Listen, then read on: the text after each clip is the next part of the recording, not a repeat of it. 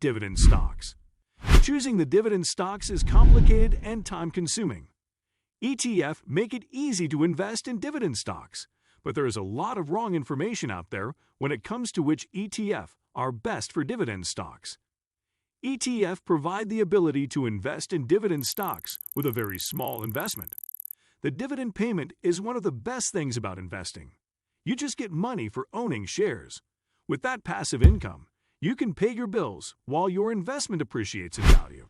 Most dividend stocks and ETFs pay quarterly dividends, but the inconsistent payments may make budgeting difficult when relying only on that income. There are a number of reputable funds that make monthly payments, which not only makes budgeting easier, but more frequent payments may be reinvested quicker, helping your investments to compound quicker. If you don't know where to start, don't worry. In this video, I will talk about the 6 best ETF funds that can set you up for retirement. These funds are one of the most popular investment products in the world because they offer diversification and liquidity, which is important for retirement investors. Before I present you those ETFs, please make sure you watch this video until the end and do not skip any part so that you don't miss out on this information that could potentially change your life. Also, please give it a thumbs up. Don't forget to subscribe and turn on notifications. Number 1. DTD, Wisdom Tree U.S. Total Dividend Fund. It has a wide range of dividend-paying stocks in it from all over the United States. This comprises companies that pay monthly dividends and meet Wisdom Tree's liquidity and capitalization standards. As a result, you may expect returns to be comparable to the total stock. The largest sector held in the market is financial services, followed by technology, consumer defense, and industrials. Apple, Microsoft, Exxon, and J.P. Morgan Chase are among the top holdings. With over 1,500 holdings, this is a well-diversified fund that gives exposure to a wide range of companies, the majority of which are large caps. Investors will be able to sleep easily at night, knowing that their risk is distributed among a wide range of stocks. The dividend yield, however, is just about 2.5%. However, investors that have a large enough money reserved to cover their demands may not require anything extra.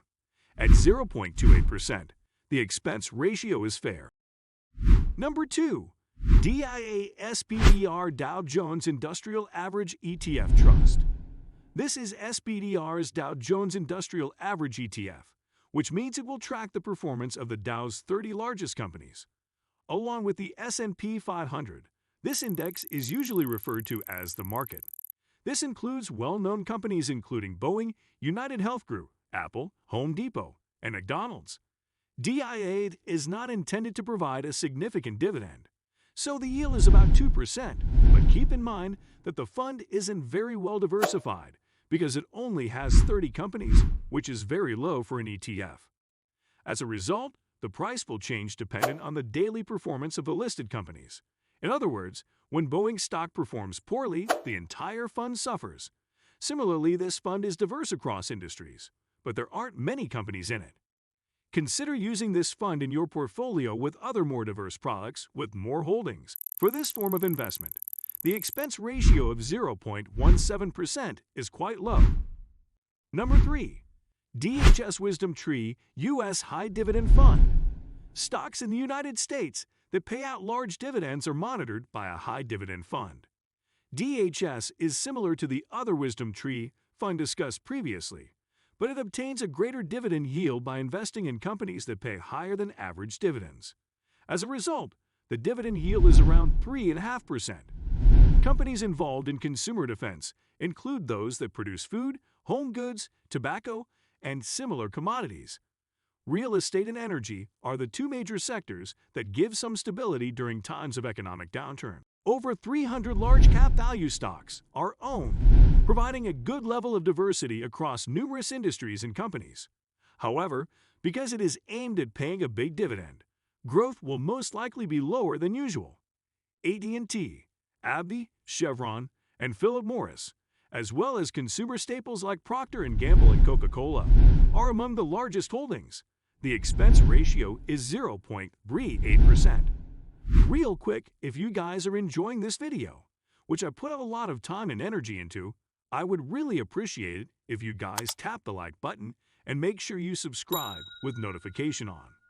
And if we get 2,000 likes on this video, I'll drop a brand new video next week about the same topic. Now, let's get back to the video. Number 4. SRET, Super Dividend Rate ETF. This fund invests in 30 of the world's highest dividend yielding rates, or real estate investment trusts. A real estate investment trust, REIT, is a company that owns and often runs the income-producing real estate. Most REITs engage in rental real estate, but some also invest in mortgage-backed securities. Because of their tax structure, REITs are compelled to pay out the majority of their income in the form of dividends, making them ideal for dividend investors. The worldwide exposure provided by this fund may be useful to investors who exclusively own U.S. investments. This fund is only invested in real estate, a single sector, despite the fact that real estate is regarded to be more diverse than other single sectors, such as energy, technology, and industrials. When compared to other REIT funds, the dividend yield is relatively high at roughly 8%, but historical growth has been essentially non-existent since the fund's launch 5 years ago. Among the top 10 holdings are well-known brands such as Independence Realty Trust, Stockland, Arbor Realty Trust, and Tamara Investment Corporation. When selecting this fund, make sure your portfolio is not overly concentrated because it is not well diversified. Remember that SRET is essentially a fund made of 30 companies in a specific sector. Therefore, putting your whole portfolio in this fund is not recommended. The expense ratio is 0.58%, which is a little high. Now, if you're still watching this part of the video, please leave a comment down below to let me know that you're still watching. Share your opinions in the comment section. I would love to hear them. Now, let's get back to the video. Number 5. SPLV, Invesco S&P 500 Low Volatility ETF. Although not designed primarily for dividends, this fund owns 100 of the S&P 500's least volatile stocks. Stable and established companies naturally pay somewhat higher than usual dividends. The fund yields slightly more than 2%, which is slightly more than the S&P 500 average. The fund's main sectors are utilities, real estate, and financial services, followed by consumer defense and industrials. Eversource Energy, Duke Energy, and American Electric Power are the major holdings. This may appear to be an over-concentration on the energy sector, but each stock in the fund was chosen from the S&P 500 because it had the lowest realized volatility over the preceding 12 months.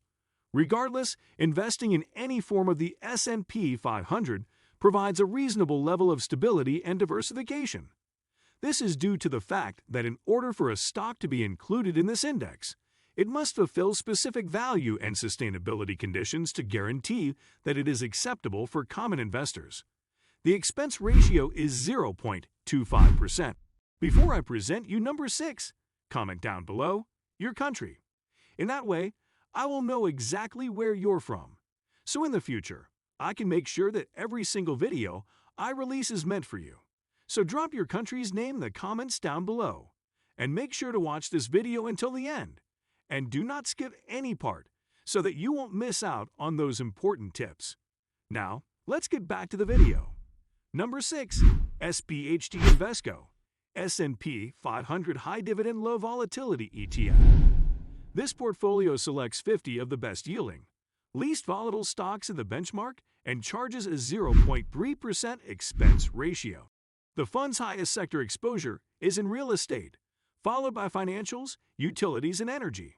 Iron Mountain, Altria, Philip Morris, and Western Union are among the largest holdings. The dividend yield is slightly around 4.5%, making it an excellent investment for people looking for income, as well as gradual and steady growth. Consider this, especially given the dividend is rather substantial. Growth will almost certainly be slower than normal. This is due to the fact that high-yielding stocks are typically always older and more mature, with lower upside potential, which is why they opt to pay their shareholders. Furthermore, the fates of many of the high-dividend stocks are unclear. In other words, a business may be in decline, which is why the yield has grown over average. In general, sales will rise, but it's crucial to consider the future of some of the holdings. even if they've satisfied the S&P 500 standards. For instance, how do you feel about the future of the tobacco business, in which this fund has a significant stake? When assessing any fund, there will be companies that you would prefer not to own, whether for personal reasons or because of the fund's future prospects. In any event, this fund is a well-rounded offering for people looking for income with a mix of diversity and stability. As a result of these factors, this fund is my personal favorite for monthly dividend investing. With the combination of these funds, you will be able to create monthly passive income for retirement or reinvestment. It is up to you to decide whether these monthly dividend funds are worth the higher expense when compared to similar orderly paying products. Perhaps you like the ease of more regular payments, or perhaps quarterly checks are plenty. If the costs are too expensive for you, you might set up an account where your quarterly dividends are deposited and then transfer money into your checking account on a weekly, bi-weekly, or monthly basis. In this manner, you'll get frequent payments without having to pay the additional fees that these monthly paying dividend funds do. This strategy requires a bit more effort to set up, but the savings would be significant if your portfolio was large. Now, if you want to watch more videos like this, then you need to watch this video right here. This video is one of the best on this channel. You can click this video to watch further.